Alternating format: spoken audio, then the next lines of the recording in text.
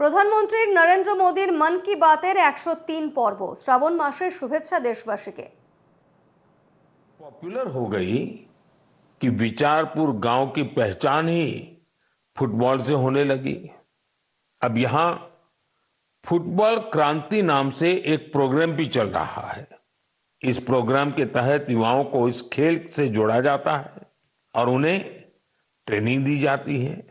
ये प्रोग्राम इतना सफल हुआ है कि विचारपुर से नेशनल और स्टेट लेवल के 40 से ज्यादा खिलाड़ी निकले हैं। ये फुटबॉल क्रांति अब धीरे धीरे पूरे क्षेत्र में फैल रही है। शहडोल और उसके आसपास के काफी बड़े इलाके में 1200 से ज्यादा फुटबॉल क्लब बन चुके हैं। यहां से बड़ी संख्या में ऐसे खिलाड़ी निकल रहे हैं जो नेशनल लेवल पर खेल रहे हैं।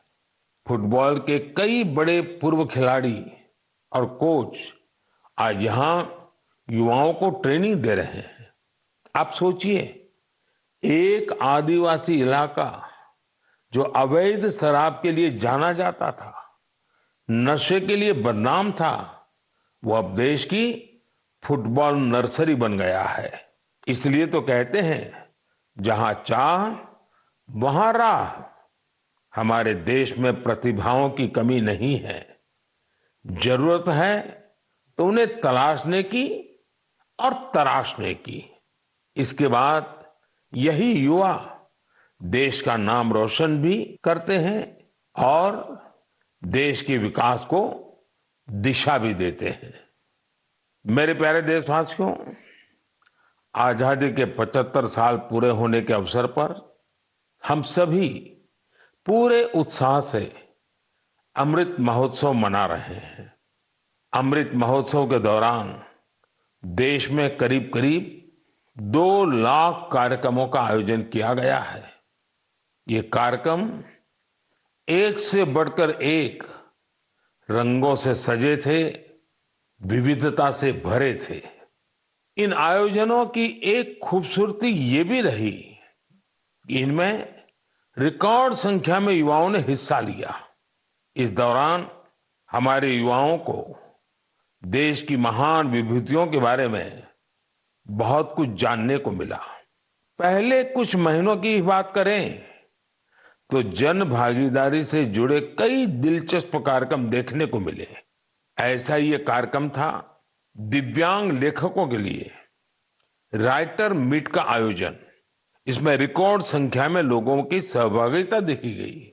वहीं आंध्र प्रदेश के तिरुपति में राष्ट्रीय संस्कृत सम्मेलन का आयोजन हुआ।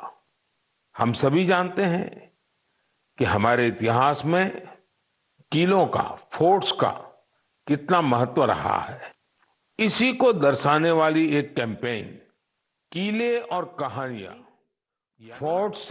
फोर्ट से जुड़ी कहानियां भी लोगों को खूब पसंद आई। साथियों, देश में चारों तरफ अमृत महोत्सव की गूंज है। 15 अगस्त पास ही है तो देश में एक और बड़े अभियान की शुरुआत होने जा रही है। शहीद वीर वीरांगनाओं को सम्मान देने के लिए मेरी माटी मेरा देश अभियान शुरू होगा। इसके तहत देश भर में हमारे अमर बलिदानियों की स्मृति में अनेक कार्यक्रम आयोजित होंगे। इन विभूतियों की स्मृति में देश की लाखों ग्राम पंचायतों में विशेष शिलालेख भी स्थापित किए जाएंगे। इस अभियान के तहत देश भर में अमृत कलश यात्रा भी निकाली जाएगी। देश के गांव-गांव से, कोने-कोने से 7500 कलशों में मिट्टी लेकर ये अमृत कलश यात्रा देश की राजधानी दिल्ली पहुंचेगी।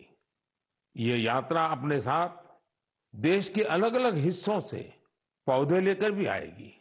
7500 कलश में आई माटी और पौधों से मिलाकर फिर नेशनल वॉर मेमोरियल के समीप अमृत वाटिका का निर्माण किया जाएगा। ये अमृत वाटिका एक भारत श्रेष्ठ भारत का भी बहुत ही भव्य प्रतीक बनेगी। मैंने पिछले साल लाल किले से अगले 25 वर्षों के अमृतकाल के लिए पंच प्राण की बात की थी। मेरी माटी मेरा देश अभियान में हिस्सा लेकर हम इन पंच प्राणों को पूरा करने की शपथ भी लेंगे। आप सभी देश की पवित्र मिट्टी को हाथ में लेकर शपथ लेते हुए अपनी सेल्फी को yuva.gov.in पर जरूर अपलोड करें। पिछले वर्ष स्वतंत्रता दिवस के अवसर पर हर घर तिरंगा अभियान के लिए जैसा पूरा देश एक साथ आया था, वैसे ही हमें इस बार भी फिर से हर घर तिरंगा फहराना है और इस परंपरा को लगातार आगे बढ़ाना है। इन प्रयासों से हमें अपने कर्तव्यों का बोध होगा, देश की आजादी के लिए दिए गए असंख्य बलिदानों का बोध होगा, आजादी के मूल्य का एहसास होगा। इसलिए हर देशवासी को इन प्रयासों से जरूर जुड़ना चाहिए। मेरे प्यारे देशवासियों, मन की बात में आज बस इतना ही। अब कुछ ही दिनों में हम 15 अगस्त आजादी का ये महान पर्व का हिस्सा बनेंगे। देश की आजादी के लिए मर मिटने वालों को हमेशा याद रखना है। हमें उनके सपनों को सच करने के लिए दिन रात मेहनत करनी है और मन की बात देशवासियों की इसी मेहनत को, उनके सामूहिक प्रयासों को सामने लाने का ही एक माध्यम है। अगली बार कुछ नए विषयों के साथ आपसे मुलाकात होगी। बहुत बहुत धन्यवाद। नमस्कार।